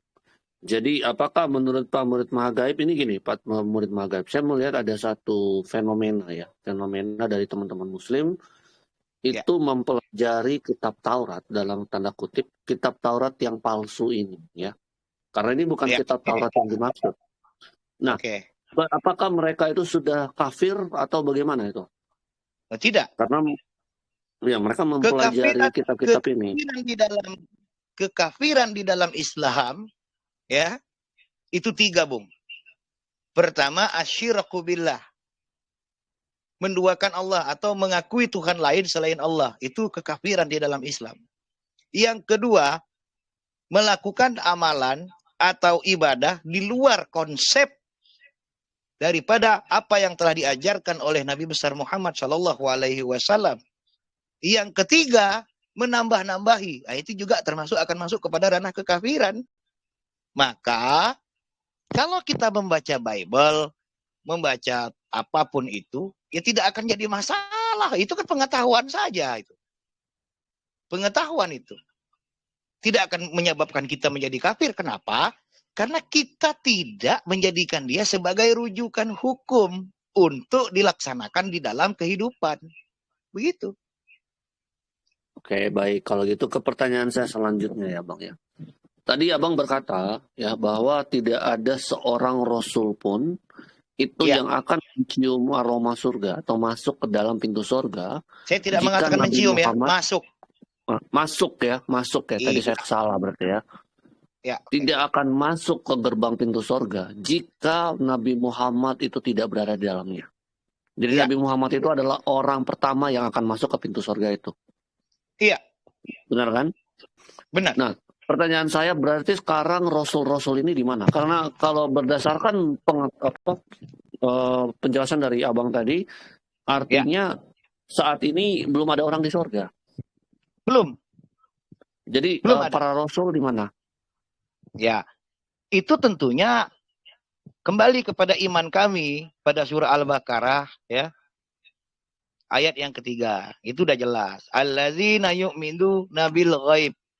Sesuatu yang gaib itu hanya Allah yang tahu. Kenapa kita mau pikirkan itu? Yang jelas, ya, keberadaan mereka saat ini tentu di tempat yang aman dan Allah lah yang menghidupi mereka. Allah lah yang mengamankan mereka. Kami tidak akan memikirkan itu. Oke, baik. Jadi bisa saya simpulkan bahwa mereka ada di satu ruang VIP lah, seperti itu kan? Iya. Tapi belum masuk ke dalam sorga, seperti itu kan? Karena sorga itu kan, jadi kita ini, jadi mereka ada di ruang VIP nih, ya kan? Nah, tapi begini, Bang. Ya, seperti ruang VIP kan. Kalau saya bisa bandingkan, kalau kita masuk mungkin kita di ruangan tunggu yang kelas cacing lah istilahnya. Kalau para nabi dan rasul itu udah di VIP lah, mereka udah di VIP gitu. Nah, pertanyaan saya selanjutnya gini, Bang. Tetapi ada satu dalil ya dari surah mana nih sebentar ya? Dari An-Nisa ya. Allah telah mengangkat Isa kepadanya. Betul. Nah, An-Nisa 4 An-Nisa itu surah 4 ayat yang ke-158. Lalu yang di Ali Imran itu juga berkata hal yang sama. Sebentar aku baca dulu. Aku lagi ini. Bla bla bla. Orang kafir menjadikan orang yang mengikuti kamu. Sebentar ya. Di mana itu ya? Aku kok hilang ya? Mungkin tahu ya. Jadi taunya aku tidak mengada-ada ya. Nah itu bagaimana Bang? Ketika diangkat di sisinya gitu kan? Kurang lebih seperti itu. Sekarang jadi begini, bagaimana tuh Bang? Sekarang saya bertanya kepada Anda. Ketika kita ya diangkat jabatan oleh katakanlah pimpinan kita. Apakah kita akan menggantikan pimpinan kita di kursinya ataupun kita akan tidur di rumah pimpinan kita? Kan tidak, Bang. Di situ kan dikatakan Allah mengangkat Isa, ya kan? Di sisinya atau kepada dirinya sendiri. Dan itu tidak disebutkan di surga, Bang. Tidak disebutkan di surga. Dan juga tidak disebutkan dimanapun. Dia hanya mengatakan dia yang mengangkat Isa. Ya, dengan dirinya sendiri. Artinya dengan kehendaknya. Begitu. Nah, mungkin Anda ingin... Jadi Abang mengartikan di sisinya ini bukan betul-betul kayak berada di sisi Allah gitu kan? Loh, begini Bang. Dalam kacamata Allah, dunia ini hanyalah setitik debu, Bang. Ya. Kita semua ini berada di sisi Allah. Berada dalam sisi kuasanya ya. Nah, hanya Isa tadi dia mendapatkan keistimewaan yang lebih. Ibaratnya seperti itu. Sekarang misalnya satu contoh begini. Abang mengakui nggak abang itu warga negara Indonesia? Mengakui nggak? Ya, halo? Mengakui. Abang mengakui presiden abang itu Jokowi? Gila, kan saya rakyat Indonesia. Oke. Ketika Jokowi mengakui abang selaku warga negara Indonesia, apakah abang harus tinggal di Istana Merdeka? Kan tidak, Bang. Nah, kan nggak harus ya. Gitu. Tetapi di sini dituliskan ya bahwa diangkat di sisinya. Ini yang menjadi... Iya, betul. Yang itu tadi saya katakan. Ketika abang diakui sebagai warga negara Indonesia, apakah abang harus tinggal di Istana Merdeka? Oke? Baik. Nah, Allah mengangkat Isa pada sisinya. Artinya di sini Allah ingin memberikan nilai lebih bahwa Isa ini kupersiapkan untuk zaman yang akan datang. Di dalam hadis kursinya dia berkata bahwa dia akan turun lagi. Dia akan turun lagi membunuh Dajjal. Ya, dan istilahnya dia itulah yang nantinya akan menuntun manusia kepada jalan ya yang benar, karena pada masa itu diperkirakan manusia akan kembali kepada zaman jahiliyah. Di dalam itu begitu. Nah, ketika dia telah turun ke dunia tadi selama 40, di dalam hadis itu kita nggak tahu apa 40 tahun, apa 40 hari, apa 40 bulan, apa 40 apa, hanya Allah yang tahu itu. Dia akan meninggal, dia akan wafat selayaknya manusia. Kenapa? Firman Allah Subhanahu wa taala sudah jelas. Ya. Setiap yang mempunyai nyawa dia wajib merasakan kematian. Begitu. Nah, setelah meninggalnya Isa, di situ akan di dalam ceritanya akan dikatakanlah di situ semuanya orang akan berimanlah. Nah, sampai sekian puluh tahun atau ratus tahun, manusia kembali kepada kekurangan ajarannya. Pada dasarnya, coba abang baca kitab-kitab yang lain, misalnya cerita Nabi Lut, cerita Nabi Musa, bahkan cerita Nabi Nuh. Pada dasarnya, cerita di dalam kitab-kitab ini sama, Bang. Artinya manusia ini nakal, benar, nakal lagi, terus dihancurin. Itu rata-rata sama ceritanya. Akan kembali begitu semua.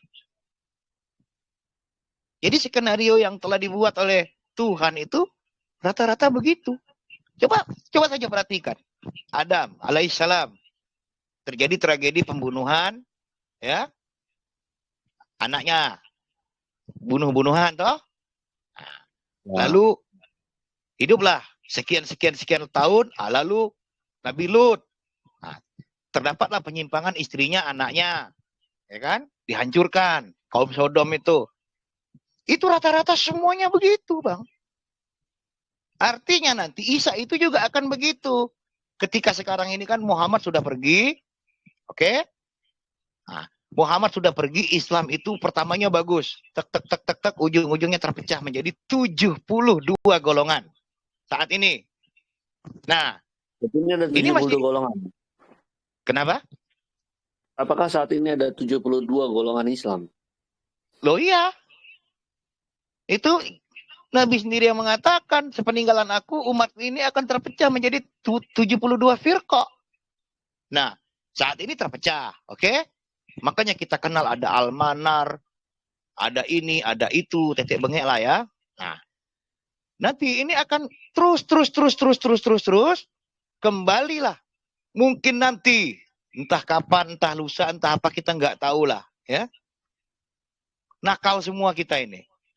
Tidak ada lagi kebaikan istilahnya. Nah, kemungkinan di dalam istilah pelajaran ketauhidan, ya, setan menang. Oke? Maka rusaklah semua manusia. Disitulah turunnya Nabi Isa lagi. Begitu loh.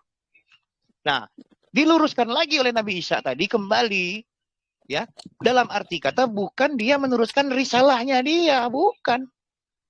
Dia meluruskan bahwa dia juga pengikut Muhammad bersama Imam Mahdi. Begitu. Nah, Imam Mahdi ini nantinya akan digambarkan itu jadi dari keturunan Rasul ya. Betul nggak? ya kalau itu banyak pendapat. Tetapi yang jelas intinya mereka itu akan ketemu di Palestina. Mereka akan ketemu di Masjidil Aqsa. Dan memang terlalu panjang kalau kita mau membahas itu.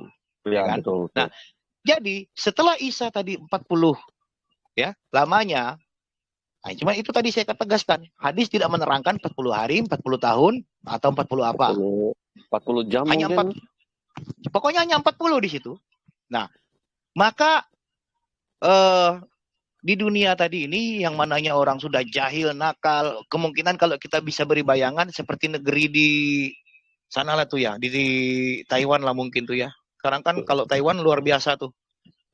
Orang kalau mau berhubungan badan itu di pasar pun boleh itu kalau di Taiwan itu kan. Nah, kemungkinan seluruh dunia sudah seperti begitu nanti itu. Nah, turunlah Nabi Isa. Lalu dia membetulkan, dia meluruskan, dan menurut ceritanya berhasil dia. Menang. Beriman kembali orang. Nah, sepeninggalan dia nanti, sekian ratus tahun atau sekian berapa tahun kita nggak tahu, nakal lagi, baru dihancurin. Disitulah terjadinya kiamat kubro, kiamat besar. Nah, ini dalam keyakinan Islam seperti itu. Jadi, memang tidak ada ceritanya kalau di dalam konsep Islam, dia itu menghakimi di akhir zaman. Arti kata menghakimi di alam mahsyar itu enggak. Dia menghakimi di akhir zaman tapi masih di dalam dunia. Begitu. Di dunia gitu kan ya. Dan di dunia. Dia sebagai hakim yang adil. Ya. Hanya kan pengertiannya begini. Kalau Kristen mungkin memahami dia menjadi hakim di yaumil mahsyar atau di akhirat kan begitu. Singkatnya kan. Nah, sedangkan dalam pemahaman Islam dia akan menjadi hakim di dunia. Karena kalau sudah masuk ke akhirat nanti, dalam pandangan Islam, segala perbuatanmu, segala apa yang telah kau lakukan, yang menghakimi itu langsung. Qullu Rabbul Jalil, tidak ada campur tangan siapapun lagi. Itu dalam pemahaman Islam. Jadi nanti yang akan menghakimi kita langsung Allah Subhanahu wa Ta'ala. Tidak ada lagi campur tangan siapapun. Maka umat Nabi Ibrahim datang kepada dia. Ya Ibrahim, kami ini umatmu. Bantulah kami. Kata Ibrahim, nafsi, masing-masinglah kita. Karena aku dulu juga pernah berbohong kepada Allah 3 kali. Dan ini harus kupertanggungjawabkan.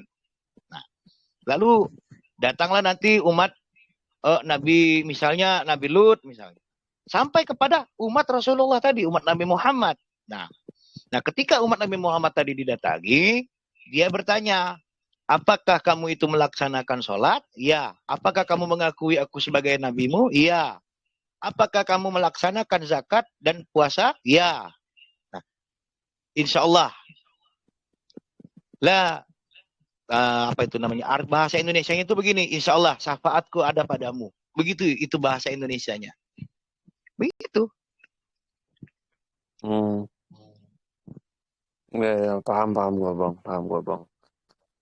Jadi gue lagi nyari dalilnya itu ya, tapi itu ada sih ya. Ada 3 kaum sih ya, kaum Nasrani, Yahudi, dan apa ya yang Oh satunya? ya, tuh. Mereka akan masuk ke dalam surga bagi mereka yang beriman. Betul. Yang beriman itu. Betul. Ada. Itu Artinya di mana begini. ya? Itu kalau saya tidak keliru di ini Al-A'raf ada nggak ya? Tunggu dulu ya. Saya lagi nggak pegang gadget ini. Saya nggak pegang Quran. Saya nggak pegang handphone nih karena saya kan bicara dari jarak jauh ini. Ini lagi di mana nih ya? Tuh aku baca dulu nih. Biasa saya Aku sambil lupa ngetik-ngetik. gitu dalilnya. Aku nggak pernah catat sih ya. Sambil ngetik-ngetik pekerjaan. Kalau nggak salah itu di Al-A'raf juga ada kalau nggak salah ya. Ya jadi Memang istilahnya itu nggak apa-apa, percaya sama Tuhan masing-masing gitu loh. Itu apa ya? Itu begini. Konteksnya begini. Di situ dikatakan sebagian umat Nasrani dan umat Yahudi yang beriman juga akan masuk ke dalam surga. Oke? Tetapi harus dipahami konteksnya Allah mengatakan itu bukan untuk umat yang zaman saat ini. Begitu loh. Nah, ini saya bacakan nih Bang. Saya udah dapat di Al-Baqarah 62 itu ya. Sesungguhnya orang-orang beriman, orang-orang Yahudi, beriman ini kan pasti kan orang-orang Muslim kan ya. Orang-orang Yahudi, orang-orang Nasrani, dan orang-orang Sabi'in. Beriman di situ bukan hanya Muslim saja, semuanya beriman itu. Orang-orang beriman. Oke? Baru penjelasannya Yahudi, Nasrani. Ya, jadi kita nih kan saya nih. Sabi'in. Ya, Sabi'in. Dan siapa saja yang beriman kepada Allah di hari akhir dan melakukan kebajikan, mereka mendapatkan pahala dari Tuhannya. Benar. Nah, Tuhan saya kan Tuhan Yesus, Pak. Itu makanya tadi saya mendapatkan pahala dari Tuhannya. Berarti kan Tuhan saya. Allah mengatakan itu orang Nasrani yang kapan dan orang Yahudi yang kapan dulu. Itu konteksnya harus dipahami. Artinya di sini orang Nasrani, orang Yahudi yang memang tetap berpegang pada milah. Begitu loh. Berpegang pada milah. Anda boleh lihat coba ya. Saya kalau tidak keliru sebentar ya. Coba Anda lihat di Markus. No. Yesaya 29 ayat Yesaya 29 ayat 12. Silakan. Saya lagi enggak pegang. 59 ya. Enggak apa-apa. Ayat 12 ya. Yesaya dosa 29. 29 apa 59, Bang? 29, silakan. 29 ya, Yesaya 29 ayat yang ke 12. Ayat 12 ya. Silakan. Tetapi dan apabila kitab itu diberikan kepada seorang yang tidak dapat membaca dengan mengatakan, baiklah bacanya ini. Nah, maka ia akan membaca, aku tidak dapat membaca. Dia akan berkata, ya, aku tidak dapat membaca. Ya kan? Itu. Silakan dipahami. Siapa yang dimaksudkan ayat tadi? Kan begitu. Kalau di sini ditulisnya itu bangsa yang buta, ya. Jadi Tuhan membutakan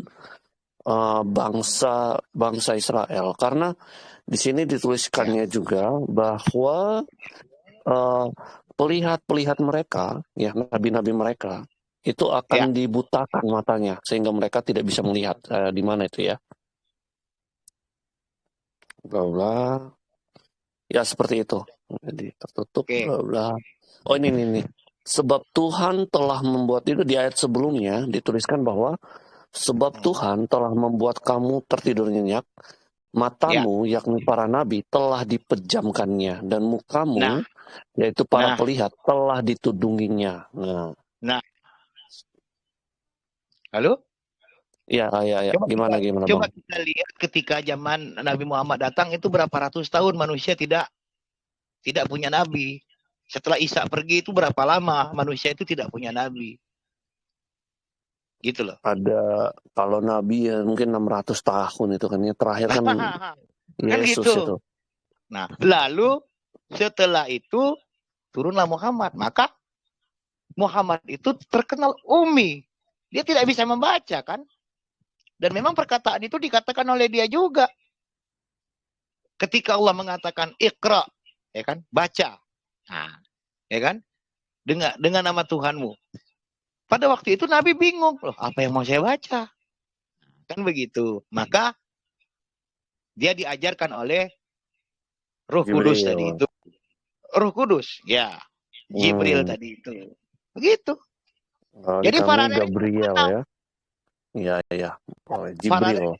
Ketika Anda tidak mengikuti milah, ya kan? Lalu Anda ingin mengatakan, oh saya, tapi mohon maaf loh ya, ini kan kita sharing ya. Jangan disalah. Nggak masalah. Jadi ketika Anda mengatakan, oh kami juga akan dapat pahala dong. Iya. Kalau Anda mengikuti milah tadi itu. Begitu. Milahnya Anda harus ikuti. Nah, itu sudah ditegaskan di dalam, itu tadi salah satunya tadi itu. Yesaya 29 ayat 12. Kemudian ada lagi di tempat lain, saya lupa ayatnya, karena saya nggak pegang gadget nih susah ya. Di situ dikatakan juga, ya kan? Wekulloh, apa itu tulisannya itu kalau bahasa Ibraninya itu ya. Jadi di mana tuh? Saya tuh lupa itu di mana tempatnya itu. Intinya ada di dalam Alkitab itu. Jadi di situ prinsipnya tuh Yesus itu mengatakan bahwa yang akan datang nanti itu orang yang sama dengan dia, membawa perintah yang sama, yaitu Ehad. Allah. Tapi itu gini satu. Bang, yang saya mau tanya tuh gini Bang. Ya. Orang Muslim kenal Nabi Yesaya nggak? Dalam artian itu kan tidak masuk ke dalam deretan Nabi yang harus diakui gitu kan? Jadi begini, Nabi itu di dalam pemahaman Islam itu ada 200 lebih. Ya. Tetapi Rasul itu hanya 25. Gitu loh. Jadi perbedaannya itu ada. Nabi itu hanya pembawa berita saja, pembawa kabar. Sedangkan Rasul itu dia itu memang diutus untuk meluruskan umat. Itu perbedaannya. Tapi begini Bang, implikasinya gini loh Bang. Okay. Kalau abang merasa bahwa nubuatan Nabi Yesaya itu untuk Muhammad, artinya abang beriman bahwa kitab ini benar. Begini, untuk mengatakan kitab itu salah semua tidak boleh, tidak bisa juga, karena mungkin saja di situ ada perkataan Yesus. Tetapi untuk membenarkan semuanya juga tidak bisa. Karena apa? Karena dasar kita memahami sebuah kitab suci, itu kan kita harus melihat konteksnya, teksnya, ya, kemudian juga isi daripada yang ada dituliskan di dalam kitab tersebut. Bertentangan dengan logika, bertentangan dengan zaman atau tidak. Dan nyambung nggak dengan pesan Tuhan, begitu. Jadi untuk menyalahkan semua nggak boleh. Tapi untuk membenarkan semua, ya juga nggak bisa. Dalam artian gini loh Bang, ini kan di kitab Yesaya Bang, ya kan? Dalam artian ini kan udah pasti bukan perkataan Yesus. Kalau kami 100% beriman, ini perkataan Yesaya. Dan Yesaya itu adalah salah satu nabi besar yang harus kami imani gitu loh. Betul. Ya, dan apa namanya, tunggu sama ya. Nah sementara di Islam ini kan tidak mengenal Nabi Yesaya, gitu. Dan jadi begini. Jadi kalau abang beriman bisa bahwa ini untuk Muhammad, artinya abang beriman bahwa Nabi Yesaya ini perkataannya benar, seperti itu. Kitabnya jadi benar, begini. Kitab yang ini benar nih. Oke, jadi begini. Saya sudah katakan tadi, untuk menyalahkan semua tidak bisa. Tetapi untuk membenarkan semua juga tidak bisa. Nah, kenapa kami tidak mengenal itu Nabi Yesaya? Katakan, ya. Ya memang karena yang kami pelajari itu hanya 25 rasul tadi. Sebenarnya banyak nabi-nabi itu banyak ya. Dan itu ada kitabnya sendiri itu ya. Ada kitab lain itu memang lebih 200 nabi. Tetapi perbedaan nabi dan rasul itu sangat jelas. Nabi itu ya, dia hanya pembawa kabar saja, pembawa berita. Sedangkan rasul dia memang membawa risalah, membawa perintah. Itu di dalam konsep Islam. Oke. Jadi begini Bang, saya bisa dari penjelasan Abang ini sebenarnya gini ya Bang, ini menarik ya. Sebelum saya move to topik yang berikutnya ya, ini sebenarnya bisa kita perdebatkan nih Bang. Apakah ada nubuatan Nabi Muhammad di dalam Alkitab? Iya itu tadi saya katakan, itu kan salah satunya tadi sudah saya tunjukkan kepada Anda. Nah untuk memperdebatkan ini boleh kapan-kapan nanti saya akan siapkan dulu semua referensinya. Karena kalau kita melihat Nabi Yesaya ini cukup panjang. Tapi satu implikasinya, kalau ada seumpamanya, artinya Abang harus menerima kitab saya. Nah ini dia. Anda harus menerima bahwa kitab saya kitab asli. Begini. Kalau Anda beranggapan ada, gitu loh. Saya sudah karena kan katakan gini Bang, tadi. Implikasinya gini Bang, kalau tidak, kan gini, kata salah satu teman saya yang Muslim ya, kitab Injil, kitab Taurat, ataupun kitab-kitab yang dipegang oleh orang Nasrani sekarang ini, bukanlah kitab yang asli. Kenapa? Karena di dalam kitab yang asli, sesuai dengan rujukan Quran, itu harus ada nama Allah Subhanahu Wa Taala. Nah, dan yang kedua, yang tadinya itu adalah adanya nubuatan mengenai Nabi Muhammad. Tapi dikatakan juga bahwa nubuatan ini bukan berada di kitab-kitab lain, tetapi di Taurat dan Injil. Nah, ini nih Bang, gitu. Oh enggak, di Bible itu juga ada. Cuman begini, yang saya harus tegaskan, ya. Makanya saya katakan tadi, untuk menolak semua isi Bible itu juga tidak boleh.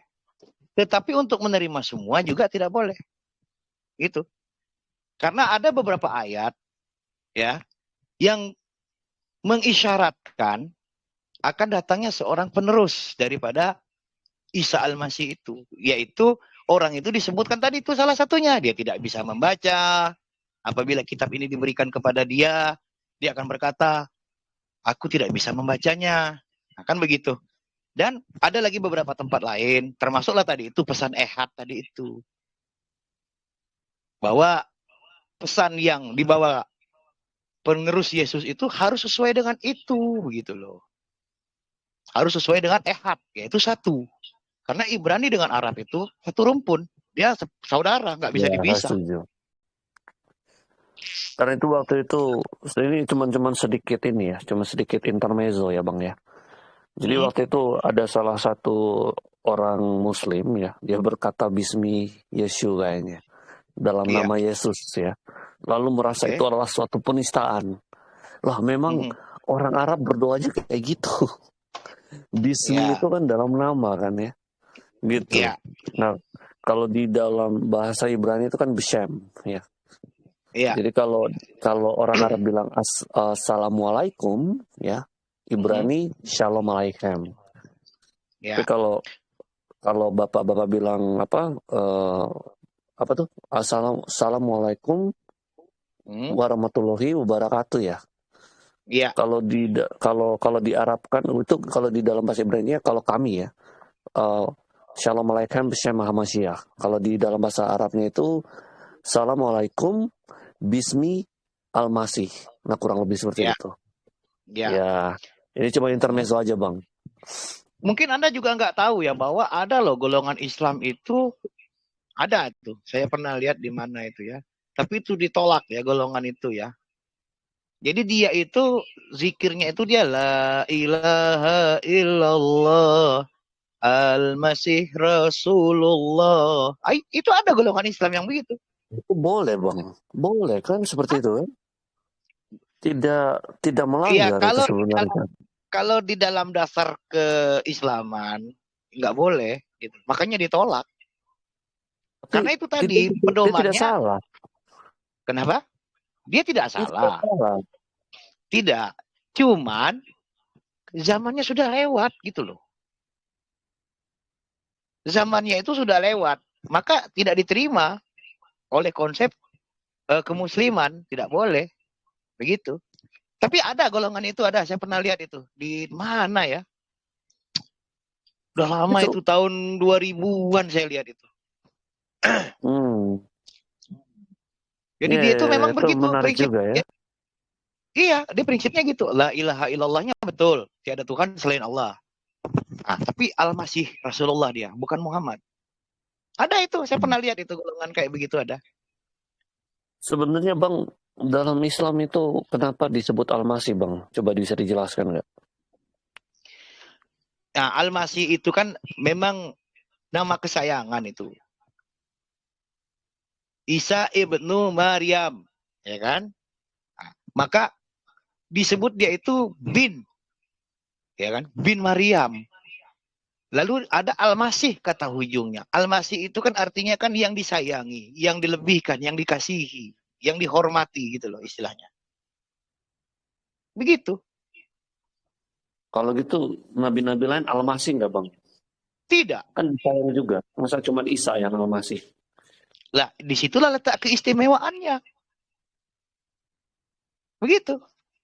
Buktinya misalnya Muhammad. Isa ini dilebihkan dari nabi-nabi lain.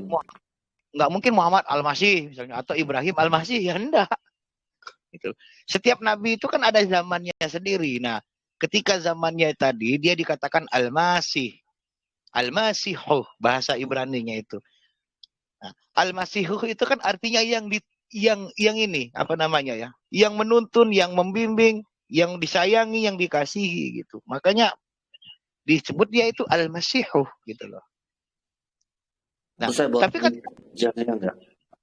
Kenapa? Dari mana mendapatkan itu? Mungkin dari kitab mana gitu?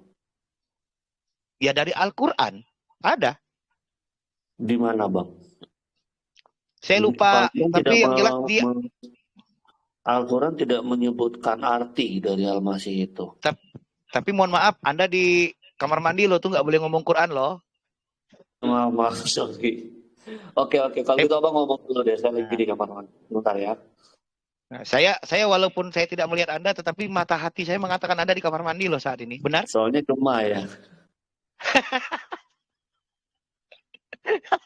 Kalau gitu kita diskusi ya. Tapi saya nggak akan berbicara. Kalau saya berbicara kitab suci boleh nggak?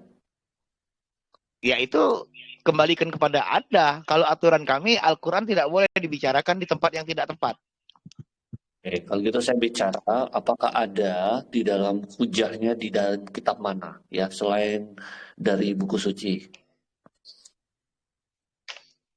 Buku ada suci beberapa hadis. Saya itu tidak ada arti dari Al-Masih itu. Coba ditujukan. Ya makanya nanti kalau ada waktu nanti kita perdebatkan kapan, kita dialogkan kapan, nanti saya cari referensinya. Kalau ini kan kita mendadak nih, dadakan ngobrol-ngobrol awalnya. Boleh. Tapi itu bisa tuh Bang, masuk jadi salah satu topik kita Bang. Saya tertarik gitu ya. Jadi pembahasan. Boleh. Mengenai apakah ada nubuatan Nabi Muhammad di dalam Injil dan kitab yang dipegang oleh orang Kristen sekarang. Boleh. Tapi kan gini juga, Anda harus adil juga. Jangan Anda terus yang bertanya. Saya juga diberi kesempatan bertanya. Kan begitu harusnya. Saya akan menjawab sesuai keilmuan saya loh Bang. Silakan. Kan kita nggak tahu nih. Mana tahu dari dialog begini. Ya kan? Siapa tahu saat ini luga di luar pagar. Nggak tahu besoknya di dalam pagar. Itu kan Allah semua yang punya kuasa. Yang memberikan hidayah itu kan yang di atas. Betul. Karena Muhammad dikatakan kepada Allah, janganlah kamu tergesa-gesa mengajarkan Al-Quran ini kepada mereka. Kamilah yang meletakkan Al-Quran ini dan membacakannya kepada mereka. Itu ada firman-Nya begitu. Jadi makanya Anda juga mulai saat ini juga mulai mempelajari. Jangan Anda merasa risih ketika dikatakan kafir tadi itu. Nah, kafir itu saya harus pertegas. Bahasa kafir itu artinya ingkar. Gitu loh. Bukan sesuatu yang menghujat atau bagaimana, enggak. Kata kafir itu artinya ingkar. Ketika Anda dianggap mengingkari kebenaran menurut versi kita, ya tetap kita bilang kafir. Begitu juga sebaliknya Anda. Ketika kami tidak menerima Yesus, Anda mau bilang kita kafir, boleh, nggak apa-apa. Gitu loh. Itu konsep yang harus dipahami dulu oleh seluruh orang Kristen. Sebenarnya Jadi ini makanya kalau salah satu kata Romo saya ya, kata kayak ulama lah gitu ya. Iya. Kita ini sebenarnya nih Anda kafir buat saya. Benar Iya. nggak? Betul. Saya kafir buat Anda. Dan Saya sebaliknya kafir. iya. Saya Betul. kafir. Makanya saya tidak menolak kafir itu enggak. Saya nggak tolak. Sebenarnya ya, jadi begini itunya ya. Marilah kita merayakan kekafiran kita. Gitu loh. Iya dah. Artinya Karena saya kafir buat Anda kafir juga buat saya. Makanya, jadi artinya gini, teman-teman Kristen itu harus menerima ketika ada konsep ataupun ada orang-orang Muslim yang mungkin kurang bisa menjelaskan apa sih kafir itu. Gitu. Jadi kafir itu bukan sesuatu yang najis, gitu loh. Kenapa dia dikatakan kafir? Ketika dia keluar dari konsep agama tadi, maka dia disebut kafir. Itu memang sudah akidah, nggak bisa diganggu-gugat. Karena gitu begini bang, seperti ada satu kata yang mungkin positif ya, kata yang positif. Lalu digunakan dalam konteks yang negatif, maka itu lama-lama itu akan menjadi negatif. Saya kasih contoh deh, saya kasih contoh yang paling dekat. Dulu kata Cina itu kata Cina itu sebenarnya netral. Benar nggak? Anda setuju nggak? Kata Cina itu netral. Karena orang bule pun berkata China. Orang Malaysia bilangnya Cina, ya kan? Betul. Tetapi ketika itu ditaruh di dalam satu konteks yang negatif, maka kata itu jadi negatif. Nah, betul. Ini yang menjadi problem. Jadi ketika dikatakan kafir, kita nggak tahu apakah ini dalam makna yang positif atau negatif. Tapi tadi seperti kata Anda, ya, karena sudah terlalu banyak para teman-teman Muslim menggunakan kata kafir ini dalam konteks yang negatif, maka ketika diucapkan, sekalipun dalam konteks yang positif, akan terdengar negatif. Betul. Makanya contoh nih, Bapak murid Mahagaib suka nggak kalau dipanggil kafir oleh sesama Muslim nih misalnya? Ya, tentunya akan kita pertanyakan, kenapa kamu katakan saya kafir? Nah, apa yang saya ingkari? Nah itu. Jadi intinya gitu. Jadi kalau kafir itu jangan terlalu jangan terlalu baper dengan kata kafir, karena itu bahasa akidah gitu loh. Jadi ketika seseorang mengingkari firman Tuhan, ya kan? Ketika orang itu mengingkari petunjuk Nabi, ketika orang itu mengingkari isi kitab, maka dia sudah boleh dikatakan kafir menurut ilmu akidahnya. Gitu loh. Artinya apa? Kafir itu mengingkari yang paling basic ya Pak ya. Mengingkari yang paling basic gitu loh. Iya. Muhammad dan gitu. Allah dan Rasulnya gitu ya. Iya, Allah dan Rasulnya dan juga kitabnya. Maka dia bisa dikatakan. Nah, ingkar bahasa Indonesia, ya bahasa Arabnya kafir. Kan gitu. Jadi jangan terlalu baper dengan kalimat kafir tadi itu. Makanya nih, karena di Indonesia ini kata kafir ini sudah terlanjur konteksnya negatif, maka ada beberapa bisa kita bilang ustadz lah ya. Kalau berceramah di depan umum itu suka pakai kata non-muslim, ya. Iya kan? Masa dibilang kafir? Wah. Betul. Para kafirun itu ya, karena kafir ini memang terlalu banyak dipakai di dalam konteks yang negatif, Bang, gitu loh. Makanya saya mengerti. Saya sebenarnya kalau saya pribadi, saya sudah terbiasa ya dengan kata kafir itu udah terbiasa lah. Sekalipun itu buat hinaan, sekalipun saya udah terbiasa. Karena apa? Kan Anda boleh lihat, Anda boleh juga ketika Yesus berkata kepada orang-orang Farisi, ahli-ahli Taurat kalau tidak salah itu ya. Di situ kan Yesus juga berkata itu, angkatan yang tidak setia. Nah, angkatan yang tidak setia itu maksudnya adalah kafir tadi itu atau munafik, begitu Dimaki, loh. Bang. Dimaki. Iya, Dimakinya udah iya, bludak. Udah, itu dimaki itu. betul.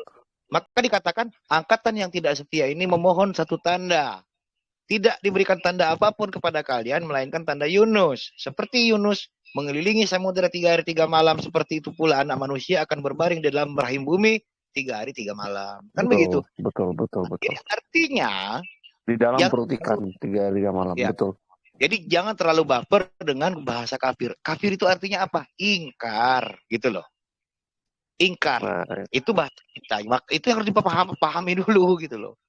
ya.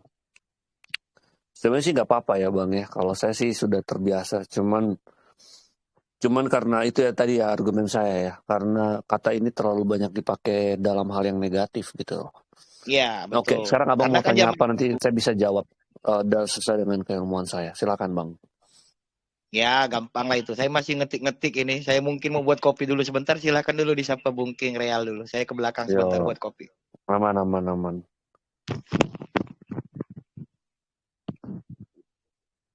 Bro Benedict belum tidur.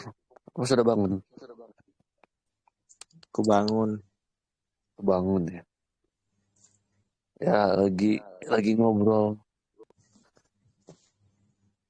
Setengah sadar ini. Iya, udah pagi gini kan. Saya tadi kayaknya kebanyakan kopi, saya nggak bisa tidur. Saya kayak Pak King Real suka kopi. Pak King Real masih ini nggak? Masih monitor nggak nih? Kayaknya udah tidur nih. Farhan? Itu Farhan. Farhan, masih bangun gak lo?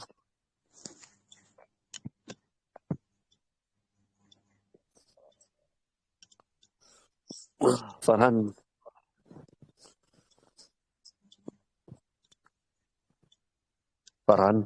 Oh enggak, udah tidur dia.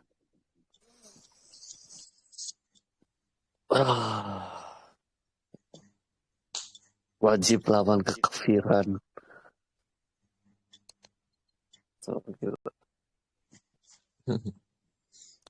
Bahasa apa sih? Kafir. Oh, enggak. Tadi katanya nggak boleh tersinggung sama kata kafir. Ya gue nggak tersinggung sebenarnya. Karena gue udah apa ya? Nggak ada tersinggung gue. Gue nggak ada tersinggung. Walaupun kata itu dipakai dalam konteks yang negatif gitu loh. Gue mau nanya sih sama siapa nih Pak Murid. Murid Magai. Coba. Kata kafir itu cocoknya ke kaum yang menolak Muhammad sebagai Rasul atau ke umat Yahudi sama Kristen? Ke umat Yahudi sama Kristen boleh nggak kita nyebut mereka kafir?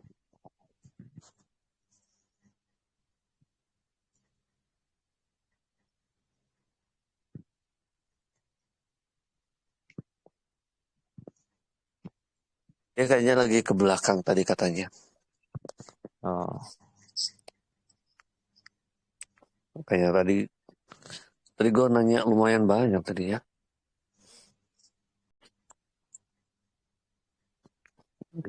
Soalnya ini sih aku dapet apa namanya?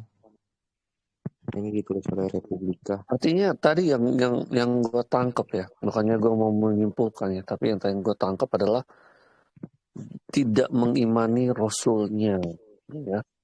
Artinya siapapun yang tidak mengimani Rasulnya, siapapun itu, maka dikatakan kafir. Nah Gini, itu yang Pak, paling basic. Bro Giga.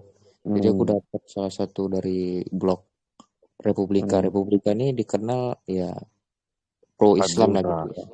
Ya. Nah, di sini dibikin menurut pandangan Islam, para ahli kitab itu Yahudi sama Kristen lah ya. Ya betul, cuma kita. Dianggap kafir lantaran mereka tidak menerima kerasulan Muhammad. Akan tetapi mereka tidak disebut kafir dalam arti mendustakan Allah. Para ahli kitab tetap meyakini keesaan Allah dan memegang hukum-hukum Tuhan. Berarti ya apa ya? Apa namanya? Tritunggal dalam pengertian Islam esa ya berarti. Kalau buat saya sih esa sih ya. Saya nggak melihat itu.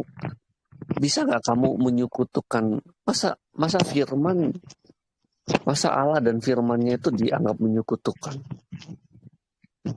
Benar. Kamu tidak bisa menyekutukan Allah dengan firman, dan Allah itu bukan suatu sekutu yang lain, enggak. Kita bicara sekutu ini kan maksudnya kan ada dua hakikat yang berbeda. Setuju nggak Pak Benedik? Iya. Nah, ini Pak Murid udah balik belum nih? Masih ke belakang kayaknya. Oke, lanjut. Nah, salah satu ketidakpahaman Islam adalah Yesus ini dianggap suatu hakikat yang lain gitu loh. Karena hakikat itu sering disamakan dengan pribadi. Yuk, Pak Murid. Ya, oke. Oke, udah balik ya. Pak Benedik ada pertanyaan nih. Silakan Pak Benedik. Apa tuh? Jadi gini Pak. Ada saya bukan nulis itu ya. Pak Murid Magaib. Silakan. Yang saya bisa saya jawab. Oke. Jadi ini Pak, saya dapat referensi dari salah satu website berita websitenya orang-orang Islam lah ya, Republika. Karena sisi konten Republika ini cukup Republika. Ya, Republika. Okay. Nah, salah satu artikel mereka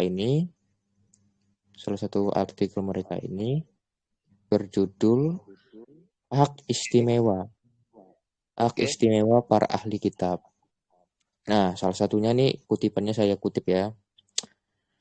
Menurut pandangan Islam, para ahli kitab dianggap kafir lantaran mereka tidak menerima kerasulan Nabi Muhammad.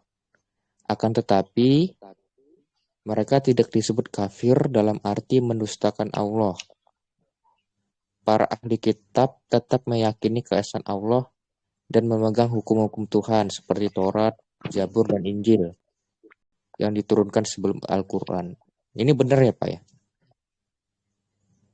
Benar dalam arti kata gimana tuh? Akan tetapi mereka tidak disebut kafir dalam arti mendustakan Allah. Jadi pengertian kafir ini karena para Yahudi dengan Nasrani ini tidak mengakui atau ingkar, menutup diri gitu ya, menutup diri dari kerasulan Muhammad. Tetapi dalam konsep ketuhanan tidak ya, karena tidak mendustakan Allah. Jadi begini, rujukan yang Anda bawa itu tidak jelas. Walaupun Anda katakan ini dari Republika. Karena kan di situ dia tidak mengatakan itu pendapat Islam yang mana. Apakah pendapat Islam secara global? Ya kan? Ya kalau pendapat Islam secara garis besar atau secara global itu jelas-jelas salah. Gitu. Nah, kenapa dikatakan salah? Ya kan?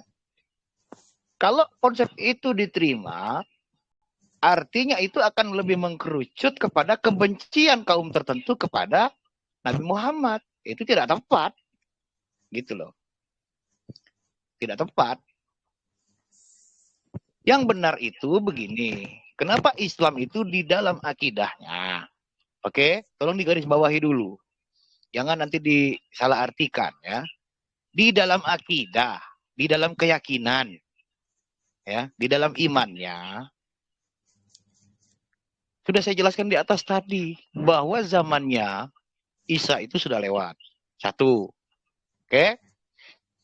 Ketika zaman yang sudah lewat tadi itu ya sudah, kami tidak akan melaksanakan ataupun menjalankan tata cara ibadahnya. Itu tidak akan kami akui. Karena kan sudah lewat tadi itu. Itu prinsip satunya. Yang kedua, dia dikatakan salah atau ingkar ketika perintah Allah tadi itu sudah datang. Ya, untuk mengikuti utusannya yang terakhir, ya kan? Lalu tidak diikuti. Nah, menurut konsep Islam itu ada 6 rukun yang harus dijalankan. Termasuknya tadi itu rukun kepada iman kepada Allah, iman kepada Rasul. Nah, ketika ada orang berkata, kami beriman kok kepada Allah, tapi kenapa perintahnya Anda nggak ikuti? Gitu loh. Di situ prinsipnya. Jadi kalau dikatakan, oh orang itu dianggap kafir, dia hanya menolak Rasulullah, tapi dia tidak kafir kepada Allah. Ya juga nggak bisa diterima kalau menurut konsep akidah. Nggak bisa. Bukan seperti itu. Apalagi dia tidak menyebutkan referensi yang diambil itu referensi dari siapa. Gitu.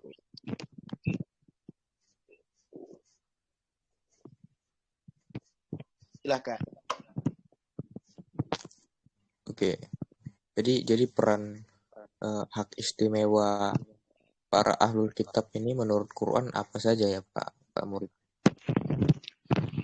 Ahlul kitab itu namanya juga ahlul. Ahlul itu kan ahli ya. Itu tidak ada untuk zaman saat ini, sudah tidak ada lagi. Itu hanya ada pada zaman Nabi Muhammad masih hidup.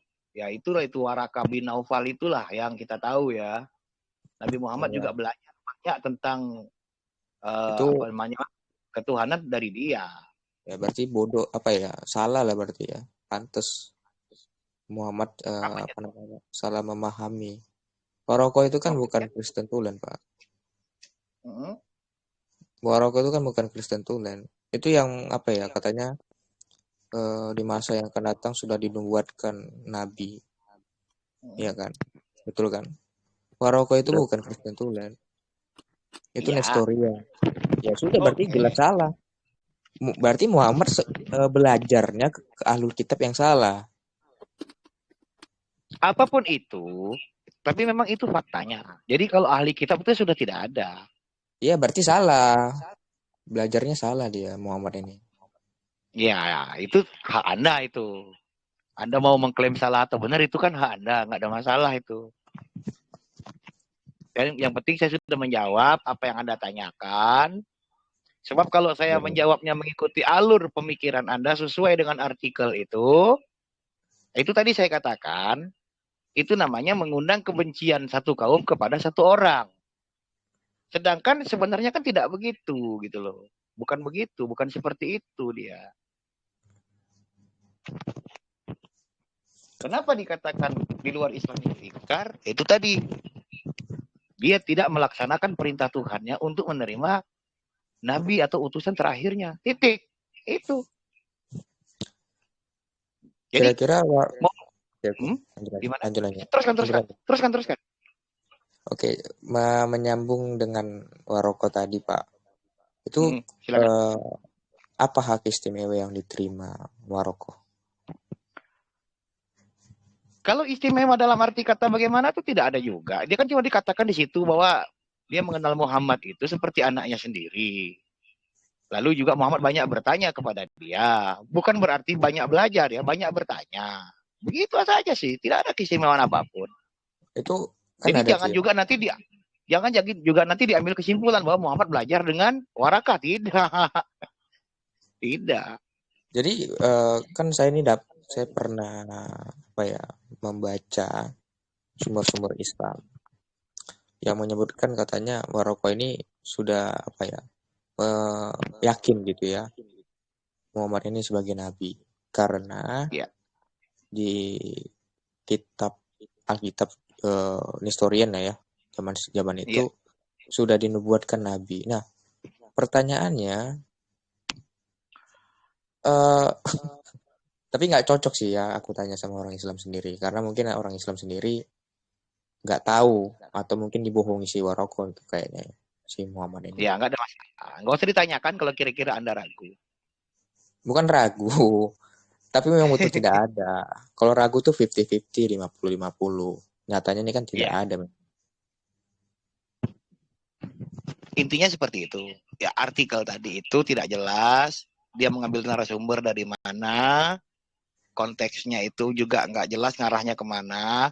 Tapi kalau dia ingin menjelaskan tentang kekafiran yang tadi Anda tanyakan, keingkaran yang Anda tanyakan, bahwa orang di luar pagar itu dianggap ingkar karena tidak menerima Nabi Muhammad, tapi sebenarnya dia tidak ingkar kepada Allah, itu juga salah. Nggak bisa.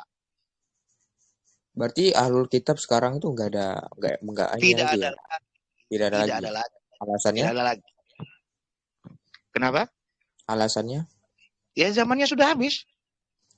Zamannya berarti Sesuatu yang zaman sudah, sesuatu yang sudah habis, kenapa kita pertanyakan? Alul Kitab ini Tidak ada berlaku Alul Kitab ini berlaku di zamannya Muhammad gitu. Ahlul Kitab itu sudah tidak ada lagi sejak turunnya Nabi Muhammad, itu sudah tidak ada lagi. Di Sesuatu yang zaman sudah tidak ada, kenapa Anda tanyakan? Enggak, maksud saya gini, berarti Adakah dalilnya yang mengatakan bahwa Ahlul Kitab itu masih ada? enggak, saya pengen nanya gini, Pak. Di zaman Muhammad berarti Ahlul Kitab itu tidak ada. Ketika Nabi Muhammad itu telah ditetapkan menjadi Rasul, sejak saat itu terputuslah sudah Ahlul Kitab. Artinya hanya pada zaman itu saja. Zaman selanjutnya sudah bukan lagi mereka itu disebut ahli kitab. Enggak, maksud lagi. saya berarti ketika Muhammad ini menerima wahyu, jadi Ahlul Kitab itu sudah nggak berlaku gitu. Iya. Bukan tidak berlaku, artinya dia sudah tidak perlu lagi, sudah tidak ada lagi, tidak dianggap lagi sudah, karena sudah disempurnakan melalui surah Al-Maidah ayat 3 itu, sudah selesai. Itu iman Islam loh ya. Itu Anda kan tanya iman Islam. Ya kalau iman Anda itu up to you, terserah. Iman Islam itu konsepnya ke Al-Maidah ayat 3 itu sudah.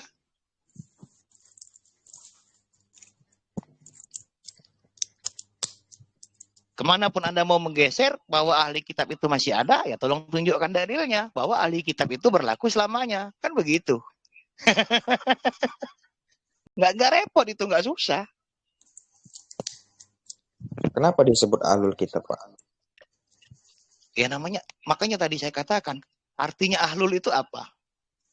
Ahlul itu kan artinya yang mempunyai dalam arti kata yang mempunyai kemampuan, yang mempunyai hak, yang mempunyai apa namanya itu ya. Ya artinya yang mempunyai yang mempunyai hak, dia yang disebut ahli kitab gitu loh. Nah, ketika Nabi Muhammad sudah sudah turun, sudah diwahyukan dan diangkat menjadi rasul, maka keahlian kitab tadi itu sudah tidak dianggap lagi, sudah tidak ada lagi, begitu. Itu di dalam keimanan Islam loh ya. Jadi jangan juga Anda mau benturkan dengan keimanan Anda. Oh, nggak bisa, kami gini loh. Oh, salah. Caranya bukan seperti itu. Ini saya sudah katakan, keimanan Islam sudah terkunci oleh surah Al-Maidah ayat 3. Begitu.